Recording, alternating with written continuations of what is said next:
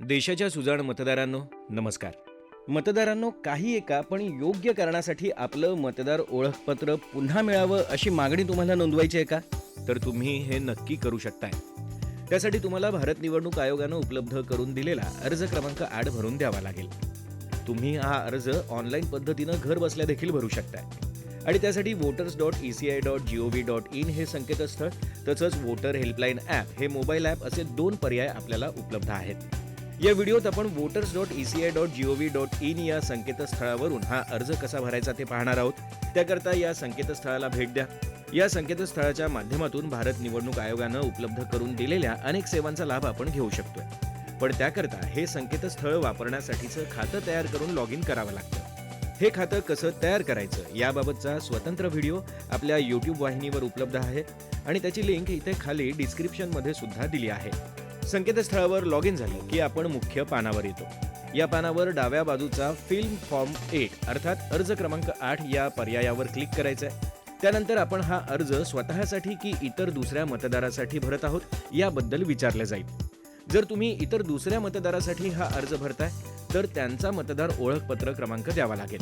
मात्र स्वतःसाठी भरत असाल तर तो पर्याय निवडल्यावर आपण लॉग इन केलेल्या खात्यासोबत जोडलेला म्हणजेच आपला स्वतःचा मतदार ओळखपत्र क्रमांक आपोआप भरला असल्याचं दिसेल. त्यानंतर पुढे सरकण्यासाठी आपल्याला सबमिट या बटनावर क्लिक करायचं आहे. यानंतर समोर आलेल्या पानावर आपल्याला आपल्या मतदार ओळखपत्रासंबंधीचे तपशील दिसतात. ते आपलेच असल्याची आणि बरोबर असल्याची खात्री करा आणि ओके हे बटण दाबा. यानंतर आपल्याला हा अर्ज नेमकी कोणती विनंती करायसाठी भरायचा आहे त्याबाबतचे 4 पर्याय समोर दिसू लागतील. आपण आपलं मतदार ओळखपत्र पुन्हा मिळावं अशी विनंती करण्यासाठीचा अर्ज भरतोय. त्यामुळे या 4 पर्यायांमधनं आपण issue of replacement epic without correction हा पर्याय चिन्हांकित करून ओके हे बटण दाबणार आहोत. मतदारांनो, आपलं मतदार ओळखपत्र हरवलंय, खराब झालंय किंवा काही एका कारणामुळे नष्ट झालं असेल तर ते पुन्हा मिळावं यासाठी हा अर्ज भरून द्यावा लागतो. आता अर्जातील विनंतीचा योग्य पर्याय निवडला की आपल्यासमोर आलेलं नवं पान म्हणजे अर्ज क्रमांक 8. या पानावर उजव्या बाजूला दिलेल्या यादीतून आपल्याला अर्ज कोणत्या भाषेत पाहायचा आहे त्यासाठीचे पर्याय दिसतात. त्यातून आपल्या सोयीची भाषा निवडा. इथे आपण मराठी भाषेचा पर्याय निवडत आहोत. या पानाच्या डाव्या बाजूला पाहिलं तर या अर्जात किती टप्प्यांमध्ये माहिती भरायची त्याचे मथळे तुम्हाला दिसतील. आपण वेळोवेळी त्या मथळ्याच्या बटनावर क्लिक करून अर्जाच्या हव्या त्या टप्प्यावर जाऊ शकतो. आता प्रत्यक्षात हा अर्ज कसा भरायचा ते पाहूया. या अर्जाच्या पहिल्या टप्प्यात आपल्याला आपलं राज्य, जिल्हा आणि विधानसभा मतदारसंघाविषयीचे तपशील द्यायचे असतात. इथे आपण स्वतःचाच अर्ज भरत असल्यानं हे तपशील आपोआप भरलेले असल्याचं दिसतं. ते तपासून आपल्याला पुढील हे बटण दाबायचं आहे. मग अर्जाच्या पुढच्या टप्प्यात आपल्याला काही वैयक्तिक तपशील द्यायचे आहेत. त्यापैकी आपलं नाव आणि आडनाव हे तपशील आपोआप भरलेले दिसतील.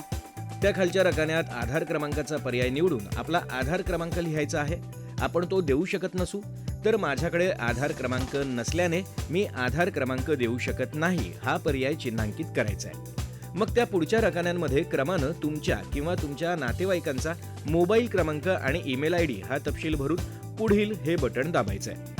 या नव्या टप्प्यावर आपण हा अर्ज कोणती विनंती करण्यासाठी भरत आहोत तो पर्याय चिन्हांकित केलेला दिसेल आणि त्याखालीच आपलं मतदार ओळखपत्र हरवलंय की पूर, आग या आणि अशा नैसर्गिक आपत्तींमध्ये नष्ट झालंय अथवा ते खराब झालं असेल तर तसं कारण चिन्हांकित करायचे पर्याय सुद्धा दिसतात.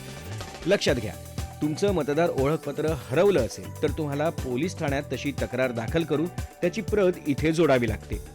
त्यासाठी तुम्ही लॉस्ट हा पर्याय निवडताच तक्रारीची प्रत जोडण्यासाठीचा पर्याय खाली दिसू लागतो. या तक्रारीची प्रत इमेज स्वरूपात म्हणजे JPG किंवा JPEG या फॉर्मॅटमध्येच द्यायची आणि इमेजचा आकार 2 MB पेक्षा जास्त नसेल याची दक्षता घ्यायची आहे. त्यासाठी चूज फाईल हे बटण दाबून कम्प्युटरमध्ये सेव्ह केलेली तक्रारीची प्रत अपलोड करा.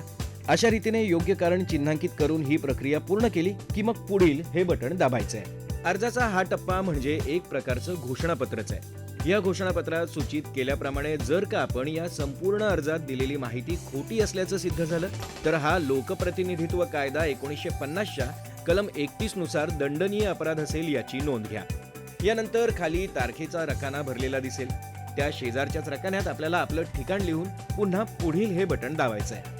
मग समोर दिसत असलेला कॅप्चा त्या रकान्यात व्यवस्थित भरायचा आहे. त्या खालीच आपल्याला हा अर्ज जतन करण्याचा, रद्द करण्याचा आणि आत्तापर्यंत भरलेल्या अर्जाचं प्रारूप पाहून तो सादर करण्यासाठीचा पर्याय दिसतो.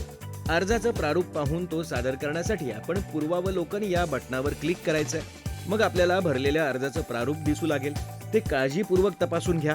अर्ज व्यवस्थित भरला असल्याची खात्री झाली की मगच तळाशी दिसत असलेलं सादर म्हणजेच सबमिट हे बटण दाबायचंय आणि याची खातरजमा करण्यासाठी पुन्हा समोर आलेल्या पर्यायांमधनं होय हे बटण दाबायचंय. झाला तुमचा अर्ज दाखल. अशा रीतीनं अर्ज दाखल झाला की या अर्जासाठीचा संदर्भ क्रमांक असलेला संदेश आपल्याला दिसतो. हाच संदर्भ क्रमांक वापरून आपण या अर्जाची स्थितीगती जाणून घेऊ शकतो. त्यामुळे या क्रमांकाची व्यवस्थित नोंद करून ठेवा. सोबतच इथे डाउनलोड एक्नॉलेजमेंट हा पर्याय सुद्धा दिसतो. त्यावर क्लिक करून आपण भरलेला अर्ज सेव्ह करा आणि मग त्यानंतर ओके हे बटण दाबून ही प्रक्रिया पूर्ण करा.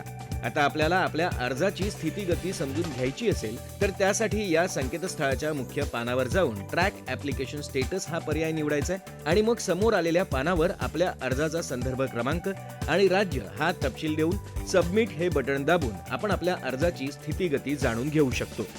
पाहिलं, योग्य कारणासाठी आपलं मतदार ओळखपत्र पुन्हा मिळावं यासाठी voters.eci.gov.in या संकेतस्थळाच्या माध्यमातून उपलब्ध करून दिलेली ऑनलाईन अर्ज प्रक्रिया किती सोपी येते.